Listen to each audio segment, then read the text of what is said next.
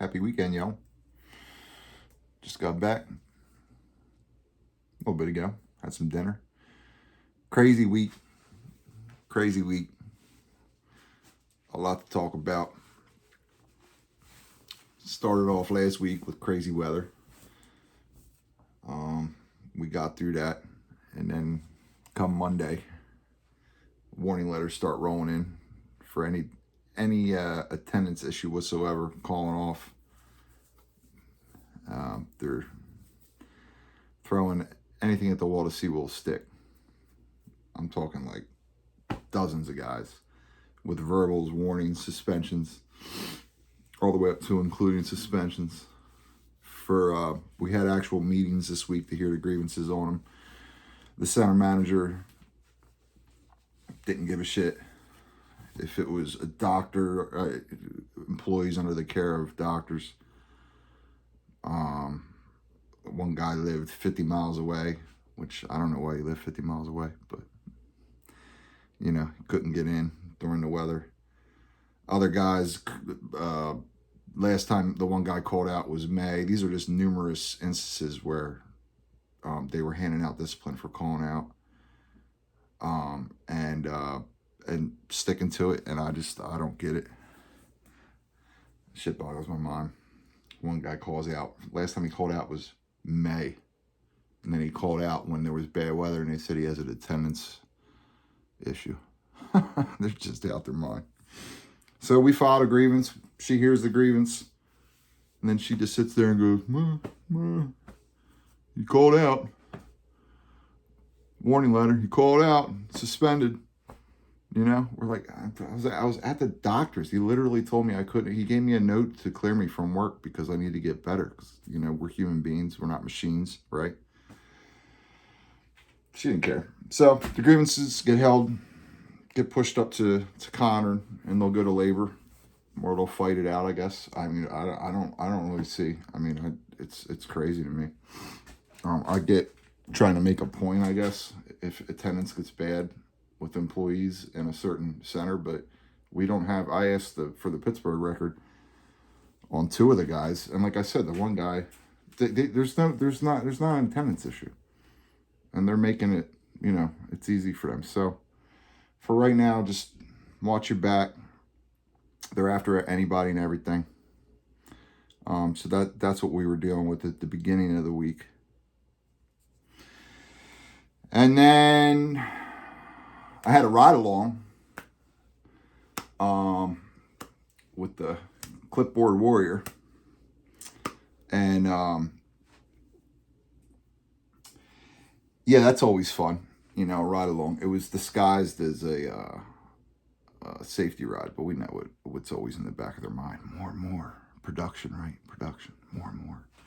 So the whole time, we were throwing in little things here and there. I've done this job for a long time. There's not much.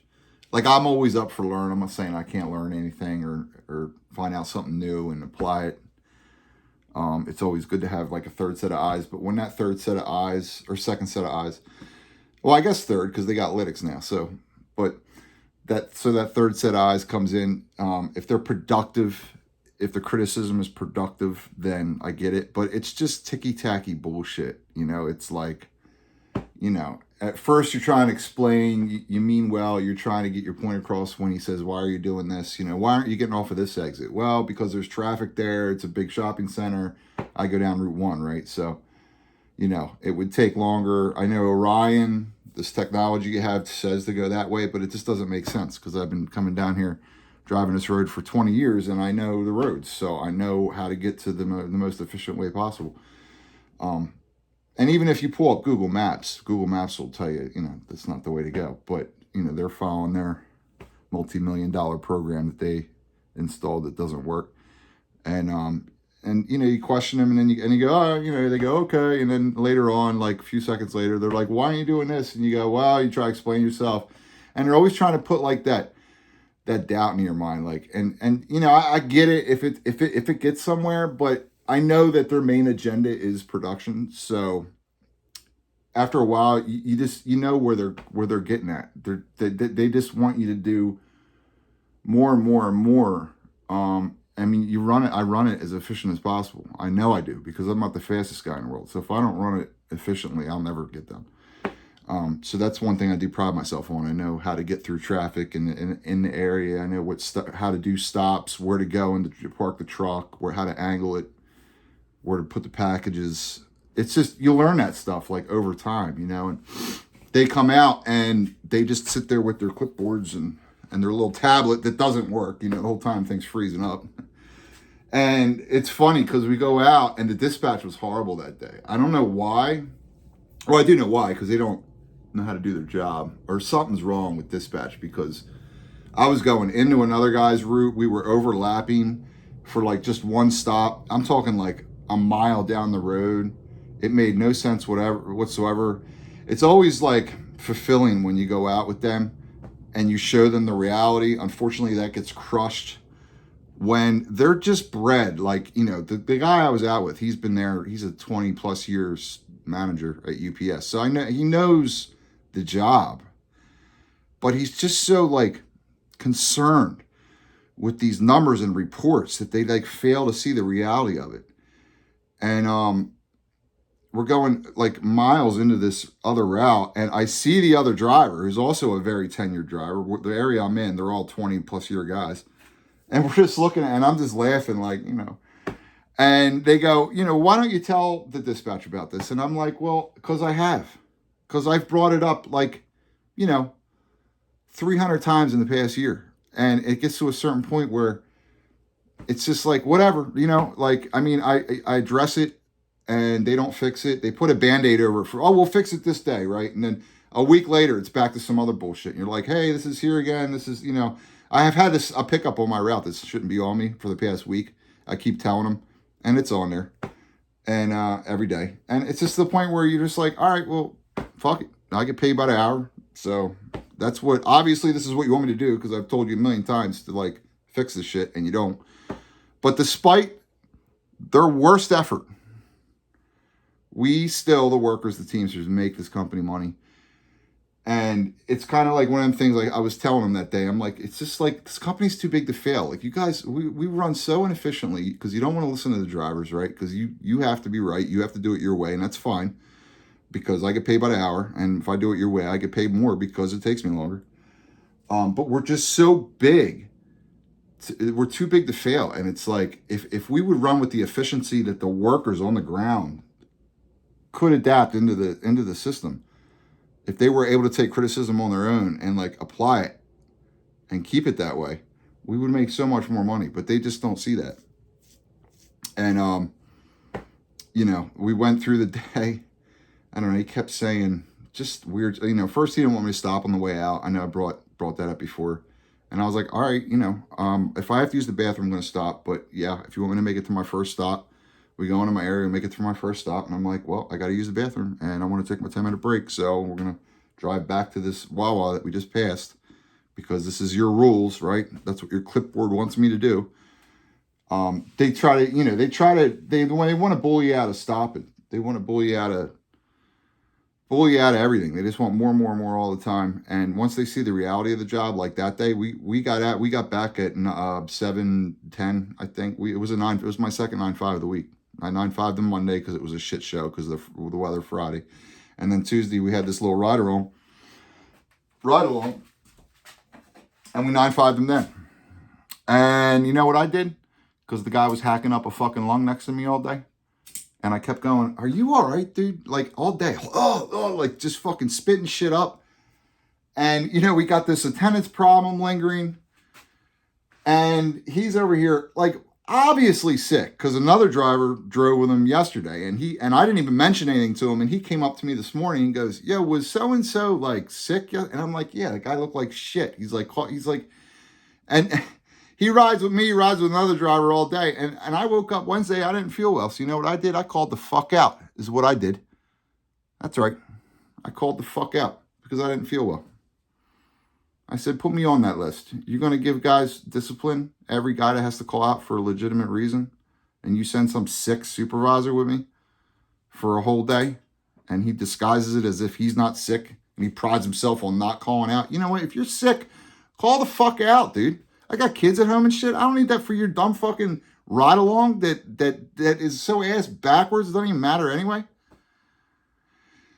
Anyway, so yeah, so he comes up to me today like, hey, did you tell them that he has this weird way he like laughs. He's like like kind of like you can see through it.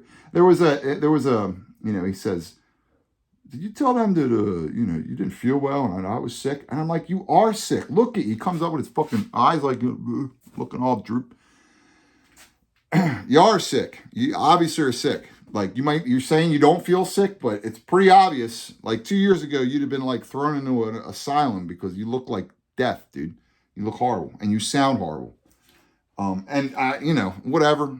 I'm not usually not worried about that type of thing, but like I said, when they start giving guys problems about attendance and the hypocrisy of it all it's really funny. So yeah, I had that, my little got that out of the way, yearly thing. I'm sure he'll ride with me again, which is fine. They can ride me anytime. Every time they ride with me, they think it's going to end up like so much different than the reality of it is. I go out there, I don't let him bully me. It was 5:45 and we were an hour away from the building. He says, we have to be off the clock by 6:45. And I'm like, it takes an hour to get back. It's 5:45. We still have to go. I had to pick up at CVS. And I had to unload International at the Airwall, and I still had 7 minutes of a break left. I'm like, there's no way we're making it back just for your stupid 9.5. If you don't want me to be 9.5, then dispatch me way less than 9.5. And not what your computer says is 9.5, what's actual 9.5. Because you're with me right now, and we're going to be 9.5 with like 90 stops. Yeah, I don't do a lot of stops because I do a lot of driving. And I do a fair day's work for a fair day's pay. And I take my break, and I do things right. I don't cut corners. But let's get to the meat and potatoes of what I wanted to make this video for, and that is the bonus. They're fucking with the bonus. Now they're taking away bonus. And I'm not a bonus guy. Like I said in the earlier video, and a friend of mine, another driver that I was talking to him today, said he laughed, but I make reverse bonus, which is actual being over, which means they pay me for more than what they said the work was because their numbers are messed up. So the union doesn't recognize these numbers, right? They have these numbers, but there's no standard to them that's agreed upon between the union and the company. And there's this bonus structure that, like, if they say that you did 10 hours of work and you did it in 8, then you get this bonus. Well, they dropped a bombshell on Tuesday, right? Or Tuesday, yeah, because I called out Wednesday. And I was waiting to get some discipline because we're going to put a group grievance together. I want to be a part of that, and they didn't. So that's actually equal treatment. That's a problem because some guys are given discipline to, some guys they aren't for the attendance. But yeah, Tuesday they drop a bombshell in the Willow Grove and Westchester buildings at a PCM without notifying the union, saying that they're capping bonus at 2 hours and you have to be on road for 7 hours. And at first I'm like, because I don't make bonus, but any money that gets put into the members' pockets instead of being put into UPS's $100 billion purse that they got every year, I'm all for it. So that bothers me, because it's not like right now, it's like they chop away. They don't do everything all at once. You know what I mean? We should be really thankful for the Teamsters, like on a daily basis, because this is the type of shit they would do. I mean, I know bonus isn't in the contract, right? As far as I know, in our supplement, in the master, it's not, obviously. In the supplement, there's no bonus structure. I mean, I guess they can't just pull it from you because that's past practice, where the drivers are expecting last week that they would be making bonus because that's the way it's been going on for forever. So for the company to rug pull that's a problem. I think in the future, I'm pretty sure bonus is just kind of like a handshake agreement. Don't like quote me on this, but there's nothing in the contracts that says anything about bonus, right? It's just, for right now, there's a grievance out with our business agent towards with the Willow Grove and Westchester buildings, I guess, that the drivers worked last week expecting this bonus, which is past practice, and now you rug pulled it, and guys had no bonus last week and checks were messed up. So that was filed. Moving forward, I mean, I don't know. I guess, like, obviously the union can vote bonus out, and I'm sure the company can just take it. And, you know, old Carol Tomei's up there, you know, gears are turning, and she's, you know, looking to please her shareholders once again, like she always does. And they're going to chip away at it. And in my opinion, I feel like, you know, because this has never happened before where they took any amount of bonus away, you know, ever, or put any stipulations on bonus, except for if you were late, you didn't get bonus. But that was always a thing.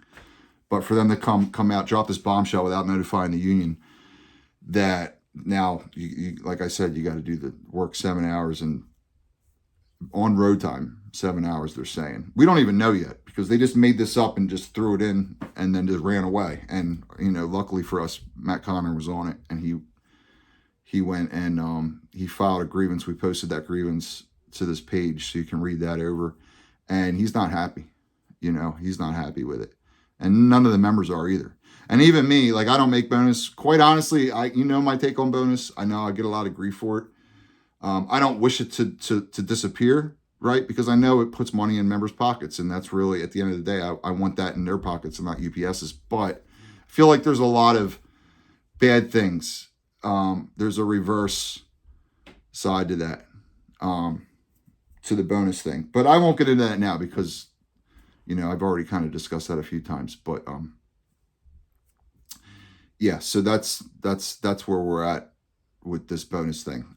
I feel like moving forward, like they're just doing a little bit now because they don't want people's heads to explode, which they already are. But they're going to continue to chip away at it. So at the end of the day, you know, they're going to put other stipulations in place. And I feel like, I don't know, maybe I'm jumping the gun, but I feel like they want to get rid of it because it was always used, you know, they know they make money on it. They're not, the bonus isn't there because they want you to have more money. Bonus is there for another reason. And that reason is because they make more money with bonus in place. Because if they didn't make more money with bonus in place, and they know why, and you know why, and I know why, they make more money with bonus in place. But if they didn't make more money with bonus in place, then it wouldn't be there. So I guess, you know, they always think short term. How do I please my shareholders next quarter? You know, it rarely, I feel like, do they ever feel like, do they make decisions for like long-term basis? It's always about. So right now, that's where we're at with that. And I'll be at the union meeting Sunday. I'm going to grab some t-shirts. Hopefully if they have the sizes. If not, I got another avenue I'm going to go down and get some other ones. But so I'm going to grab the t-shirts that I promised. Those are on the way, don't worry. And yeah, I'm going to ask more about this bonus thing. I'm sure there'll be some members there because they're messing with people's money right now, and that's messed up. And to do that just all of a sudden, just to be bam, you know. So luckily we have a union that fights for us, because one thing you are guaranteed is your hourly rate. That's one thing you are guaranteed. You're guaranteed 8. All that stuff still applies, and thank God for the Teamsters, because imagine not being in the Teamsters and working for this company. You'd be like management, or you would be like FedEx. I tell guys that all the time. Go to work at FedEx for $20 an hour and no benefits. You know, it's and no rights, no guarantees, and just no pension. Like, it's like a crazy. So thank God for the Teamsters, because even though pension's not written into the contract, we're still fighting because of the past practice. You know, you were expecting this, you worked that week for this, and in penalty pay as well. You know, the grievance was written, if you look at that over, so for any penalty pay that, so Connor's not happy, our local's not happy. Good for them for stepping up and not taking no shit, because that grievance is pretty aggressive, and I like it. So, but at the end of the day, quite honestly, my take, fuck bonus. It's a pension killer. You know, you get paid by the hour. And that's the way. Your life is so much better without it, without chasing that fucking bonus, man. Oh, it's so much better. Because at the end of the day, the pension's really what you should be aiming for, and you ain't gonna do that running like a maniac. Some guys do. I know there's some creatures out there, some wild maniacs that get away with it. They run like crazy men, and they do it really well. They're athletic, and they go out there, and they're just good at it. But more so than not, the guys that chase that bonus all the time for their career, they don't make it. So, just keep that in mind. At the end of the day, you get paid by the hour. Not. You shouldn't be chasing bonus anyway. But it does suck that they did that, And I can eventually see them getting away with it. This is just me spitballing, you know, because it's it's money. I guess when the reward doesn't, the risk reward for them, and because they control the numbers anyway. So if it's not, I guess they have their little algorithms that they see, and so whatever. I really don't know, honestly. It boggles my mind. But I do know they're messing with it, and when they start messing with something, usually they're like dogs with a bone. They don't like to let go. So I can imagine in the future, that it not even being here. But to have the rug pulled on you like that sucks. That's they should have at least prepared the union and its members instead of just coming in and being like, oh hey, no bonus last week for all that, So yeah, that's it. I'll be at the meeting Sunday. I'll have more information, but I was just out here drinking a beer and wanted to make a little video on that because you know what? Fuck these guys, man. Like for real. If now more than ever, you guys, it's like every day I realize how important the Teamsters are. The company constantly reminds me how important the Teamsters are and how grateful we should be for them. Because without them, it'd be brutal. Carol's up there, man, grinding gears, just looking for stuff. I mean, she froze the supervisor's pensions. Can you imagine that? I even brought that up in my ride along with Short Stuff the other day. He's like out there telling me which ways to turn, and it gets to the point where he's like, what if we go this way? And after the millionth time trying to explain to him that I know what the fuck I'm doing. And whatever way you're seeing now and your tablet's telling you, it's not going to be better. I guarantee you. But it gets to the point where they're just like Chinese water, drip, drip, drip. And I just go, okay, you want me to go that way? And then he starts back, well, no, if you know the best. I'm like, I do know that. But how many times do I get to tell you that I know what I'm doing? I pulled into a parking lot and he questioned there's two entrances and they're like 50 feet apart. And he goes, why don't you pull into that parking? That's like, what does it fucking matter? It's what the dock door is right here. It's one or the other. It's like no matter what you do. No matter what you do, you're wrong. Look at me with a 22-minute video. Oh, we just hanging out here on a Friday night. Well, this is my first beer, by the way. I'm going to have a few more. I got to go get the kids to bed. But just out here, just venting. So once I find out more and look at the grievance that was written on the bonus thing that Ken had posted, and once we get more information, then we'll relay it to you guys. And have a good weekend, all right? See you.